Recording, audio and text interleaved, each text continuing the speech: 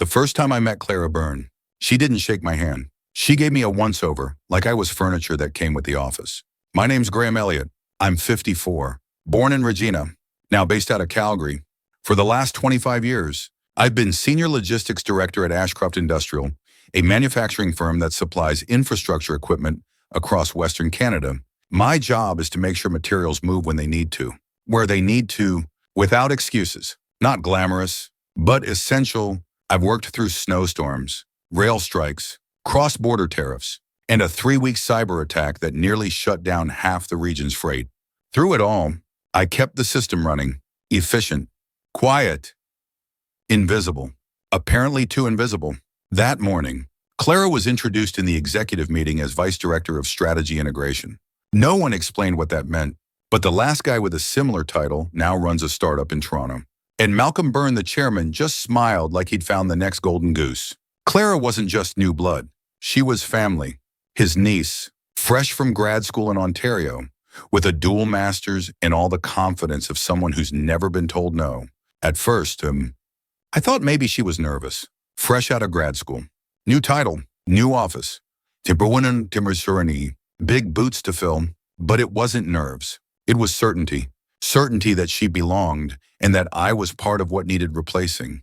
Her gaze didn't waver when Malcolm introduced her as our next generation of leadership. He said the words with a twinkle in his eye, like he was passing the torch down the family line. Not a department. I'd been with Ashcroft Industrial 25 years, running regional logistics across Western Canada. But in that moment, I became background. She didn't say much that day, sat straight, clicked her pen, nodded twice. When the meeting ended, the others filtered out. I stayed behind to tidy the whiteboard. Muscle memory. That's when she stepped closer.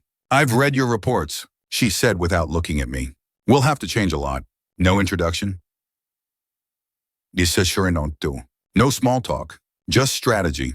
I nodded. Not because I agreed, but because I'd seen her type before. Driven you. Wanting. Groomed. For Nipsigorn. Peed. Hungry. I knew better than to swat at a storm while it was gathering. Let it rain. You learn more by watching what floods. I walked back to my office, a modest space near the operations wing. From my window, I could see the inbound freight lot, rows of equipment stacked and waiting. Like always, predictable, dependable. The kind of stability I thought people respected. Malcolm had always said we were the backbone of the company. That changed the day Clara arrived. Now, the tone had shifted. Words like agile, transformative, modern, all good on paper. But I'd seen what happened when people rushed to tear down old systems without understanding why they stood so long. Later that afternoon, I bumped into Clara in the hallway. She was reviewing vendor analytics on her tablet. Walking without looking, I paused to let her pass. She didn't stop. I hope you don't mind if I move fast, she said. Some systems here are a bit ancient. Her smile was polite, surgical. I said nothing, not because I didn't have words, but because I'd learned long ago that the most dangerous people weren't the ones who made noise. They were the ones who smiled while rearranging your legacy. I watched her disappear down the hall. I didn't hate her, not yet, but I could feel the weather shifting. I only smiled back, thin and quiet, not because she was wrong, because I'd seen people like her come in cycles. They always arrive with the season. The strategy meeting wasn't supposed to be tense, but the moment Clara started talking, I knew we were in for a ride. It was a quarterly operations briefing, the kind where we reviewed shipping volume, vendor relationships, and site-specific risks, usually calm, factual, but this time, Clara requested that the agenda include a process overhaul roadmap. The term sounded like it came straight from a consultant's pitch deck. She waited until halfway through the meeting before pulling out her slides. We've identified redundancies in the current logistics model, she began, gesturing at my team's process maps. There's an opportunity to automate, optimize, and reallocate human resources more efficiently. Her tone was smooth, crisp, not confrontational, but absolute. I glanced across the table at Marcy from finance. Her brow tightened. Hassan Shurbishun, my deputy, shifted in his seat. I stayed quiet, arms folded. I'd learned years ago that speaking too early in these situations made you look defensive. Let them talk. Let the rope unspool. Clara clicked through a slide comparing legacy protocols to streamlined agile flows. One of the boxes labeled Legacy Dependency pointed to my department. I looked closer. It cited our supply chain rotation between Red Deer and Saskatoon as inefficient routing without context about the seasonal weather, freight compatibility, or warehouse capacity. She was cutting with a dull knife. I raised a hand. Did your team validate these assumptions with ground data? She paused. Just a second. We analyzed the performance metrics. The data speaks for itself. Malcolm leaned forward, nodding in agreement, sipping his coffee like it was gospel. I bit my tongue. This wasn't just an eager newcomer trying to impress. Clara had backing. She hadn't come to observe. She had come to transform, and she wasn't asking permission. After the meeting, Hassan caught up with me by the elevators. Was it just me? He said. Or did that feel like we were being audited without notice? I gave a dry smile. No one audits what they plan to replace. He shook his head. She doesn't understand the system. She doesn't need to, I replied. She just needs to make people believe it's broken. Back at my office, I opened the dashboard of our December shipment logs. Our delivery accuracy sat at 98.6 Fantrum. The national benchmark was 94. Her numbers didn't account for the context, only the curve she wanted to draw. It wasn't about performance, so no te werde von tu story non manas. It was about control. Still, something didn't add up. Clara was smart. Yes, but too smart to make a move this bold without a net. Someone was feeding her a script. I didn't know where the orders were coming from, but I was damn sure she wasn't acting alone. Clara wasn't just targeting processes. She was positioning herself inside every conversation that used to start at my desk. At first, I chalked it up to youthful enthusiasm, a new face trying to leave her mark. But as the weeks passed, I realized it wasn't about contribution, it was about control. Her name started appearing in email threads where she had no clear role. She volunteered to observe calls with vendors I had worked with for over a decade. She offered streamlining suggestions for workflows she'd only just learned the acronyms for. It wasn't subtle, it was systematic. I'd seen ambition before. I'd mentored it, even encouraged it. But this felt different. Clara didn't want to learn the structure, she wanted to redraw it. And I was beginning to suspect she'd been handed a blueprint before she even stepped into the building. One morning, I walked into a logistics strategy meeting that I hadn't been invited to. Hassan Iyuan, our fleet coordinator, had quietly slipped me the invite, sensing I'd want to be there. Clara stood confidently at the front, walking executives through a new transport efficiency model. She spoke clearly, backed her slides with data, and never once acknowledged the fact that the entire routing protocol she was proposing was my team's domain. Her plan was sleek, optimized in theory, but theory doesn't get a flatbed across Saskatchewan in early spring. I raised one point. A key corridor in her proposal would be closed during thaw season due to weight limits.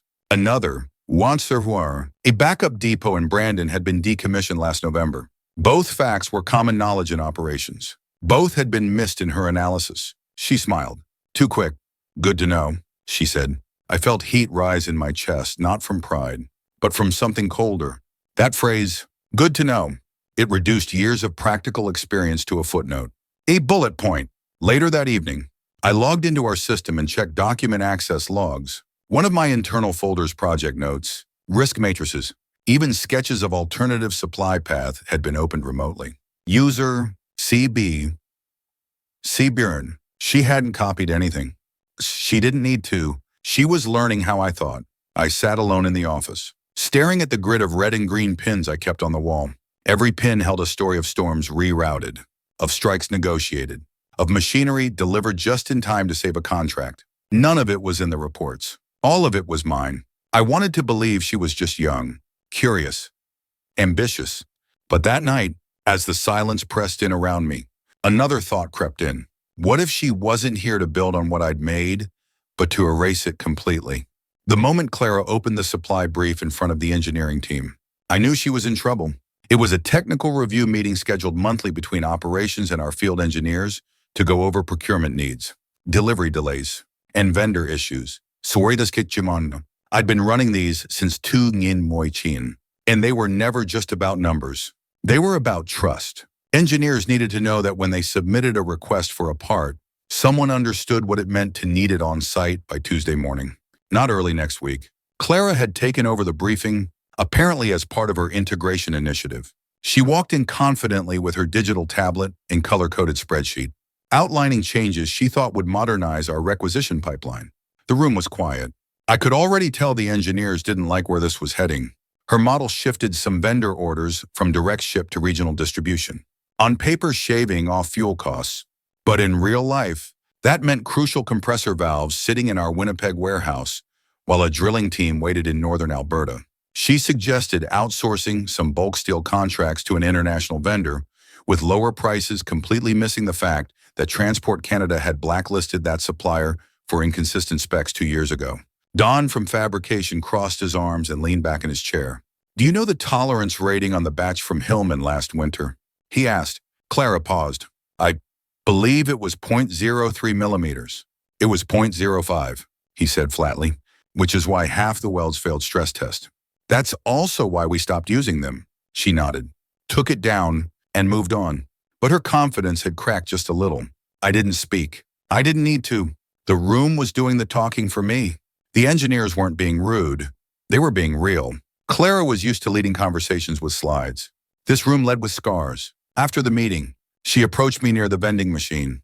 "Nerf fucking sure you weren't, tough crowd," she said, trying to laugh it off. "They're just honest," I replied, "and detail-driven. What you say in there could get someone hurt if it's wrong." She looked away, suddenly quieter than usual. "I thought I'd prepared better." "Preparation's good," I said. "Experience is better." She didn't argue, just nodded slowly, then walked off. As I watched her go, part of me felt a twinge of guilt. She wasn't malicious, just overconfident, but that didn't change what I knew. She'd been put in that room to measure me. Now she'd just learned that some measurements can't be made from spreadsheets. I wasn't trying to eavesdrop. But when you walk into the stairwell and hear your name, you stop walking. It was just past Sao Giochiro, most of the office already emptied out. I had stayed behind to finish vendor assessments, something Clara probably assumed happened automatically. I'd taken the back stairwell out of habit, the kind you form after years of navigating buildings when they're half asleep. That's when I heard her voice. "Lord, you," clipped. Not the polished tone she used in meetings. "I'm doing what you asked." "Okay." But he's not just gonna fold. He knows more than I thought. Pause. A man's voice. Rougher. Older when inner. When you're hamanum. That's why you have to steer him out. He's been in too long. Old systems. Old loyalties. You're there to fix that. Clara sighed. "You said he was just bitter. But he actually cares. About the work. The people. He's a liability."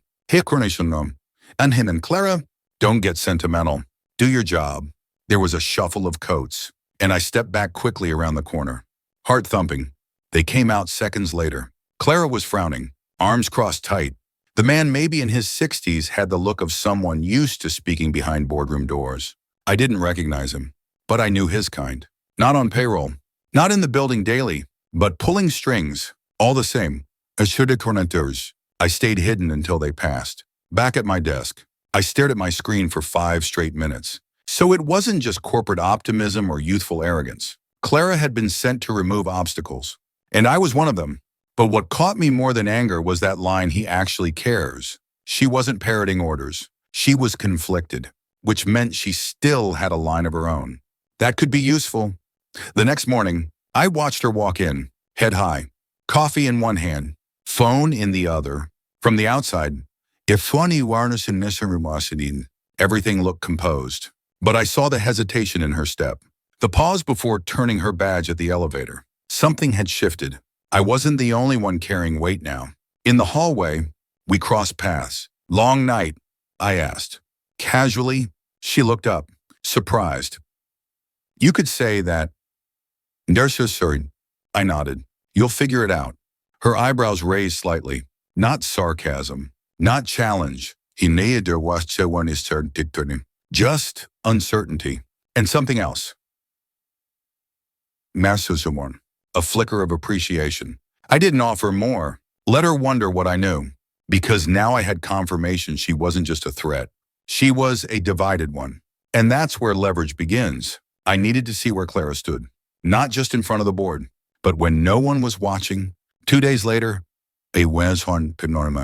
I I scheduled a last-minute meeting with the logistics and systems teams. I called it a data continuity audit, a fancy label to justify gathering the operational minds in one room. Clara wasn't on the invite list. I was counting on her showing up anyway. She had a habit of appearing where she wasn't expected, and I needed her to. The conference room buzzed with quiet tension when we began. I walked through our vendor response protocol, then pivoted to legacy database access and version tracking gaps. Old systems. Old processes. The kind I had kept working like clockwork with duct tape and discipline. I watched the room, not just for input, but for allegiance. The ones who spoke up were the same ones I'd mentored over years, quietly loyal, cautiously observant. Halfway through the meeting, the door clicked open. Clara stepped in. She didn't sit. She stood at the edge of the room, arms crossed, eyes sharp. She wasn't interrupting. She was watching me. I welcomed her with a nod and kept talking. Then I did something deliberate. I pulled up the failure logs from the previous Q2, near misses with client shipments due to procurement delays. Ones I'd handled before they turned into disasters. I asked for feedback. Pointedly avoiding eye contact with Clara, someone finally asked, "Why are we reopening these files?" I said, "Because in 6 weeks, I won't be here." The silence was immediate and hard. Then Clara spoke. "I wasn't aware you'd made that decision." Her tone was neutral, but her eyes were searching mine. "I haven't finalized anything," I said, "but I'm documenting everything. I won't leave this team blind." Murmurs around the table. I saw uncertainty flicker across a few faces. The implication was clear.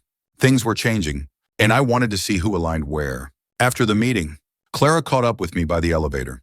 "You set that meeting to test the room. Smart of you to notice." And to test me, I turned toward her. Did I get a clear answer? She didn't blink. "I'm not your enemy." Graham, "Then stop acting like someone else's proxy." Her jaw tightened. "That's not fair." "Nah," I said, "There is serene, I'm a no one." "But it's accurate." We stood there, the elevator dinging open behind her. She didn't move. "I didn't ask for this role," she said quietly, "but I'm trying to figure out what's broken before I fix anything." That almost sounded like truth. Almost. "I respect that," I said, "but if you're going to fix things, start by figuring out who broke them." She nodded once, then stepped into the elevator, not looking back. And just like that, I knew. She was wobbling, still dangerous, still uncertain, but no longer fully theirs. Some people plan revenge like a wildfire. I preferred mine slow and surgical like frostbite. The day after the audit meeting, I called someone I hadn't spoken to in over Mottenham, Marlene Duffy. She'd been the lead internal auditor at Ashcroft until a restructuring forced her department under Malcolm Greaves's direct control. Officially, she took an early retirement. Unofficially, she got pushed out for asking the wrong questions. Marlene answered on the second ring. "You never call unless you're holding a stick of dynamite," she said. "And I've got both ends lit," I replied. We met later that evening at a small diner just outside the industrial zone. No suits, no badges, just two people with long memories and reasons to be careful. Marlene looked older, but sharper. Her eyes had the same no-nonsense glint I remembered from late nights, combing through vendor audits and suspicious expense reports. "So," she said, stirring her tea, "who screwed you this time?" "Same guy who screwed you," I said. "Only this time. He used family." Her eyebrow arched. "Greaves, Sir Mainarino, and Mainwaiton. His niece." So one. "Clara, Sonorsis Röring, new face of reform. Apparently. And she's more complicated than I thought. But the rot runs deeper." I slid a folder across the table, one I'd printed on my home office printer, traced back from internal shipping reports, inventory inconsistencies, and a flag discrepancy in a freight contract with an Alberta-based subcontractor. Marlene flipped through it, silent. Her face didn't move. But I saw her hand pause on a page marked Priority Override Codes. Timestamp mismatch. She looked up. "You're not bluffing." "Never did." She closed the folder. "You want a paper trail? You want proof Greaves diverted corporate assets or forged compliance reports? I want enough for the board to stop ignoring what's been festering for Banham." Marlene leaned back. "I've still got a few logins, friends who never signed Malcolm's loyalty pledge." I nodded. "I don't need scandal. I need structure. Something clean, precise, undeniable." She smiled. "You always did play the long game." After she left, I sat in my car for nearly moi foot, staring out at the empty lot. This wasn't about rage anymore. It was about clarity. Clara was shifting. She wasn't fully Greaves's pawn anymore, but she wasn't on my side yet either. I couldn't afford hesitation, not when reputations were currency, and silence could cost people their jobs. The next morning, I acted normal. That was the key. Never look like you're plotting. I brought in coffee for the logistics team, smiled at Clara in the hallway, joked with procurement over shared supplier frustrations, but inside, the wheels were turning. At noon, I received a secure message from Marlene. It contained metadata logs from the past, moi hetang showing override approvals on supplier bids that weren't processed through our official system, all traced back to Malcolm Greaves's executive credentials. Buried among those approvals was something worse, a quietly authorized transfer of company-owned inventory to a shell corporation in Saskatchewan, then marked as lost in transit. Fraud when it rained to one. Clean, unambiguous fraud. I saved it all, printed hard copies, encrypted a backup.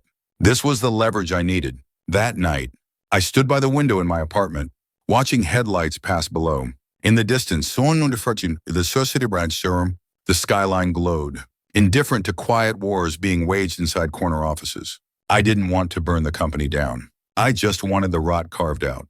And I had just found the scalpel. Clara knocked on my office door at 8 Sing sharp, holding a folder she wasn't supposed to have. She didn't wait for an invitation before stepping in, closing the door behind her with an almost deliberate calmness. I looked up from my monitor. Her expression was unreadable, controlled, but with tension lurking at the edges. You and I need to talk, she said. I motioned to the chair across from me. She sat, placing the folder gently on my desk. This is from the quarterly vendor reconciliations, she said. But there's a discrepancy here. Her voice was cool. Measured, dossiers. I opened the folder. Pages of procurement data, cost structures, and audit logs. Near the middle, two entries stood out marked pre-approved with override credentials tied to her uncle. I wasn't supposed to see this, she said, but I was reviewing supplier trends like you suggested, and something didn't line up. I said nothing, just waited. I brought it to Malcolm. She continued. He told me to ignore it, said it was above my pay grade, and that I needed to focus on PR messaging. And I asked quietly. She looked down at her hands, fingers interlocked tightly. I've defended him for so long, thought he was tough, but fairness, family loyalty. You know. Her voice cracked just a little. But this is fraud. Graham, she looked up at me, really looked this time. You knew, I nodded. For a while, why didn't you say anything? Because it wouldn't have mattered until you saw it yourself. We sat in silence. Office noise filtered through the walls, phones ringing, footsteps echoing down the hallway. The company kept spinning while pieces underneath it quietly fell apart. I feel like an idiot, Clara whispered. He groomed me to protect his image, not the company. I thought I was earning my place here. You were one when I was sure you were. He were there. I said, he just used your ambition to shield his failures. She leaned back in the chair, exhaling slowly. What are you going to do with what you found? I already know what I can do. The question is whether it's better to do it alone or with someone who has access to the board. You think I can sway them? You have credibility, and you're the only Patterson not covered in his dirt. She was quiet.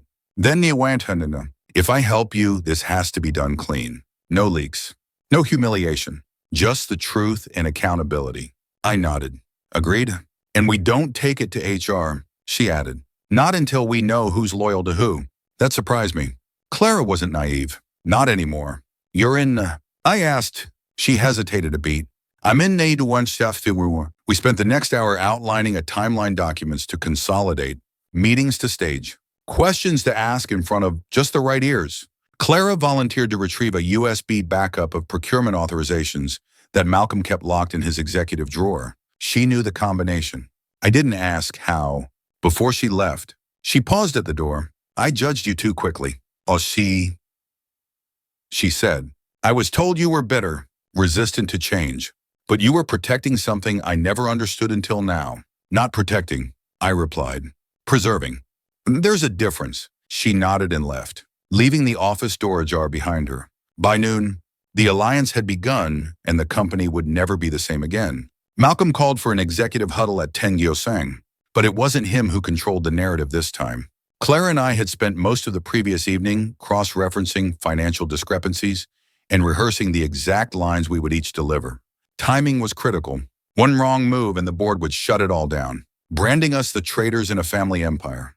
The conference room buzzed with small talk when we arrived. Clara looked composed in her charcoal blazer, hair tied up in a sharp twist. I carried a slim black folder, copies of the procurement chain we traced. Everyone thought we were attending a standard Q2 strategy update. No one was ready for what came next. Malcolm strolled in last, phone still in hand, barking orders to someone about pushing a vendor's payment delay into the next cycle. His tie was askew, as always. He glanced around the room and gave a thin smile. Let's make this quick, folks. I've got the Calgary call at 11. Clara stood up before he finished. Before we begin, there's something I need to address. All heads turned. Malcolm blinked. This isn't the time for... I believe it is, she interrupted. We've uncovered serious inconsistencies in regional procurement records, some tied to misappropriated override authorizations. The approvals trace back to your account. A chill swept the room. I passed the folder to Janine, the board's senior compliance officer. It's all in there, cost inflations, false pre-approvals, supplier kickbacks masked as logistics fees, over $1 trillion in redirected expenses over the past moitamtang. Malcolm laughed, but it was hollow. This is absurd. Are you really going to accuse your own uncle in front of the board? She met his eyes. I'm not accusing you. The numbers are, and I'm giving you the chance to explain them before the board votes to escalate. Janine flipped through the pages. Beside her, Alan from finance squinted at the summary table, his jaw tightening. Where did this data come from? Alan asked. I accessed the internal logs directly. Clara said, cross-referenced with backup copies from Graham's transition documentation. They match. Malcolm's face hardened. You coordinated with him. This is a setup. No. I said, it's an audit. Long overdue. Malcolm stood abruptly. I won't be ambushed by bitter staff and a misled niece. That's unfortunate, Clara said calmly. Because the board deserves transparency, not excuses. If you walk out now, it's a de facto admission. He froze. Alan closed the folder. We'll need to suspend your access pending investigation. Janine added, we'll bring in outside counsel to ensure the review is neutral. Clara Graham, thank you for your diligence. Malcolm looked at me. Disbelief thick in his stare. You think you've won? This isn't about winning, I replied. It's about fixing what you broke. Outside the boardroom, Clara and I stood for a moment in silence. Her voice was quiet. I didn't think it would go this far. I just wanted to be proud of my work again. You will be. I said this to her in Rwanda. This was the hard part, but not the last part. She added, there will be fallout. I nodded. Let it come. By afternoon, news of Malcolm's suspension spread like fire only now. The smoke pointed clearly to its source. I still remember the weight in my chest that day, the kind of weight that doesn't come from disappointment alone, but from years of swallowing pride, letting dignity bend under pressure, and hoping good work would speak for itself. When I walked out of that building for the last time, it didn't feel like a win. Not yet. It felt like free fall, like I'd just cut the last rope holding me to something stable, even if it had long stopped being fair. And I know I'm not alone. There are thousands of people out there who've given everything to their job: loyalty, sweat, weekends, missed birthdays only to be passed over, pushed aside, or replaced by someone with the right connections. If you've ever felt that sting, you already understand. You're not crazy. You're not weak. It's real. This story, like so many office stories, didn't start with rage or revenge. It started with patience, with a quiet belief that if I just kept doing the right thing, someone would notice. But sometimes the people in charge aren't looking for right. They're looking for convenient. I remember asking God for strength when I felt like I had none left. And later, I realized he wasn't going to fix it for me. He was going to give me the clarity to fix it myself. That was the first time I started seeing the situation not as a dead end, but as a turning point. I've since learned that there's more than one kind of victory, the one that gets you the title, and the one that gets you your peace back. Clara and I don't talk every day, but every so often she sends me a message with a work win or an update on new policies she helped implement. she's thriving. And she earned it. The hard way, just like I did. As for Malcolm, I don't feel anger anymore. I feel sorry for the part of him that believed entitlement was strategy. That fear could replace leadership. What happened to him wasn't revenge. It was consequence. And if you're watching this and facing something similar, an unfair boss, a stolen opportunity, a system stacked against you, don't let bitterness write your story. Let intelligence do it. Let calm become your weapon. Let patience work in silence until it's time to act. Because office stories like mine happen every day. And though not all of them end with a public reckoning or an article in the business paper, many end with quiet resilience, with someone choosing to walk away instead of bowing lower, with someone starting over, not as a victim, but as a force. Here's what I've learned. One, being underestimated is painful, but it's also powerful. They never see you coming. Two, strategy beats status. Every time, especially when you know the system better than the person sitting at the top. And three, God doesn't promise ease. He promises strength. He didn't stop the storm, but he taught me how to walk through it. I don't share this story to brag. I share it because maybe you're sitting at your desk right now, fists clenched under the table, feeling invisible. Maybe you're telling yourself to be grateful for less than you deserve. Maybe you're holding in the same quiet fury I once did. You're not alone, and you're not wrong to feel it. Just promise me this. When the time comes, when the line finally gets crossed, don't explode. Execute. Breathe deep. Document everything. Build your exit. And when you go with your head held high. Thank you for listening to my story. Thank you for making space for stories like mine to matter. If even one person out there feels a little less alone, a little more seen, then it was worth every word. And if you've ever lived through one of these office stories, I'd love to hear about it. Or maybe you're living one now. Feel free to share your experience in the comments if it's safe to do so. If you found this story meaningful, drop a 1 in the comments so I know you're out there. And if you'd like to hear more office stories like this, stories of quiet strength, justice, and integrity in the workplace, go ahead and subscribe. We all learn when we listen to each other. Sometimes, the best revenge isn't making them hurt. It's walking away with your soul intact and building something they could never take from you.